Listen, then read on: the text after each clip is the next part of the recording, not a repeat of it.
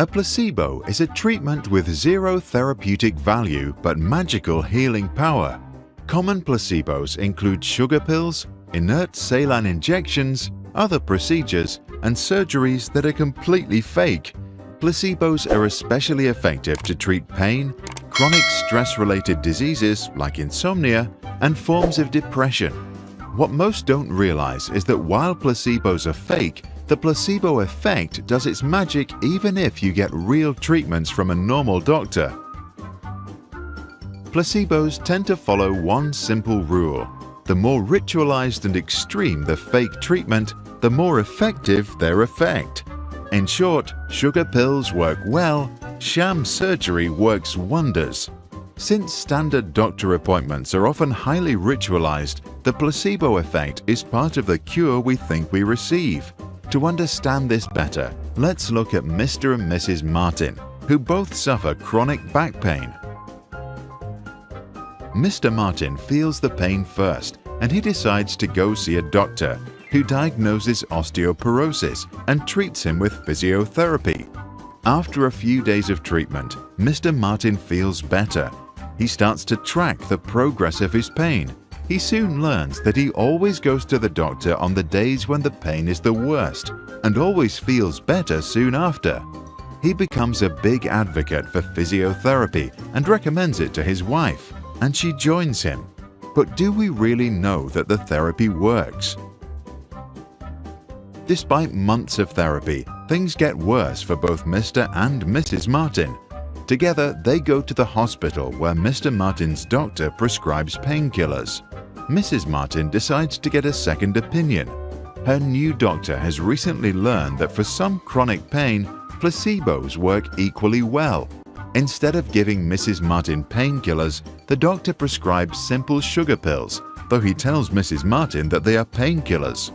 The next day, they both feel much better.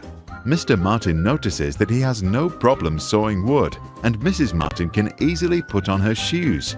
She can confirm that the painkillers work, but do they really? Unfortunately, it doesn't take long before the pain comes back, and they return to the hospital.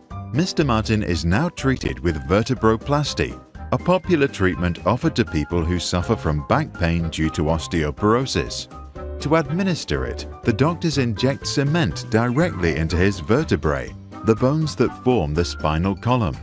Mrs. Martin's doctor simply has her smell a container full of cement and then administers a saline injection, which does nothing. Her doctor learned about this placebo from research published in the US National Library of Medicine. It showed that a large randomized controlled trial found no benefit of vertebroplasty over a sham procedure. Right after the surgery, the Martins meet in the lobby and share their experience of the process. Both feel great.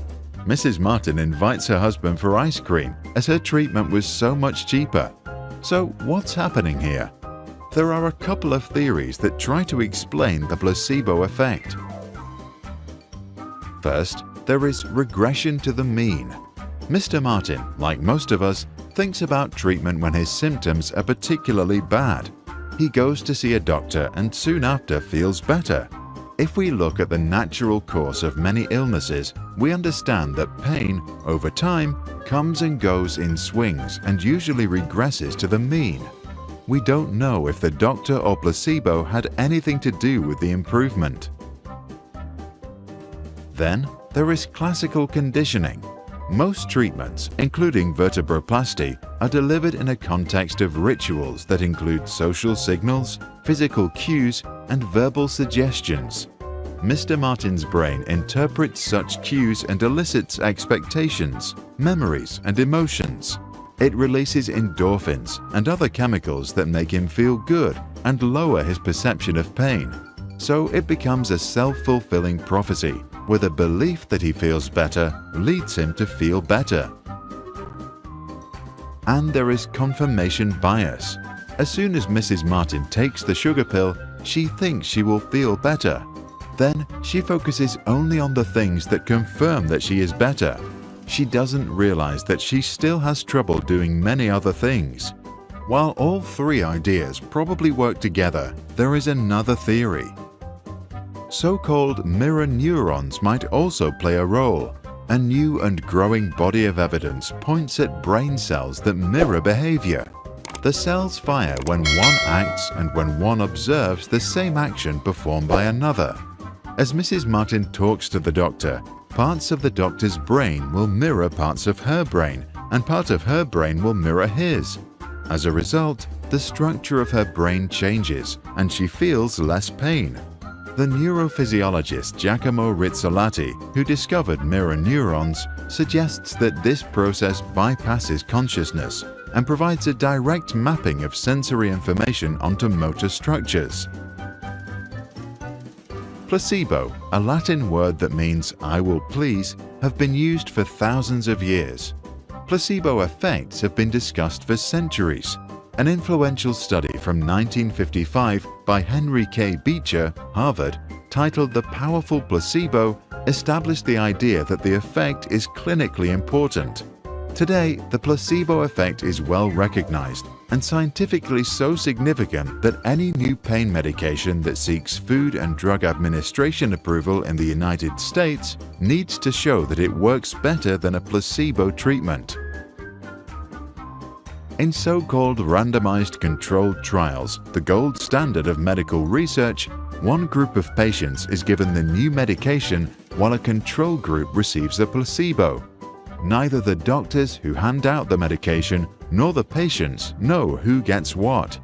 Once the trial is over, results are compared. If the new medication works significantly better than a placebo, it's allowed to be sold. The trial is surprisingly difficult. From 10 new drugs entering the test, 1 gets approval. If a placebo study proves that an existing standard medical procedure is ineffective, like in the case of vertebroplasty, competent doctors stop prescribing it, and we can speak of medical reversal. To find out if an existing treatment works or if its healing power is just the result of the placebo effect, we can administer treatment without the knowledge of the patients. In one such experiment, it was shown that if a painkiller is administered by a hidden robot pump, patients demanded twice the dose compared to when the drug is injected by a nurse. This would suggest that if a patient is completely unaware that treatment is being given, the treatment is just half as effective. The placebo effect counts for the other half. Honest placebo studies go even further. Because deception is ethically questionable, researchers have now started to do clinical trials in which people are told that all they get is a sugar pill with placebo printed all over the packaging. And even then, the placebo effect does its magic and helps you feel better. One experiment at the Harvard Medical School showed that people suffering from irritable bowel syndrome who were taking the honest placebo doubled their rate of improvement compared to the control group. What do you think? How can we make sure that the medicine we are prescribing is not only effective thanks to the placebo effect? Will more placebo research reveal that many standard medical treatments offered in some of the best hospitals around the world are shams?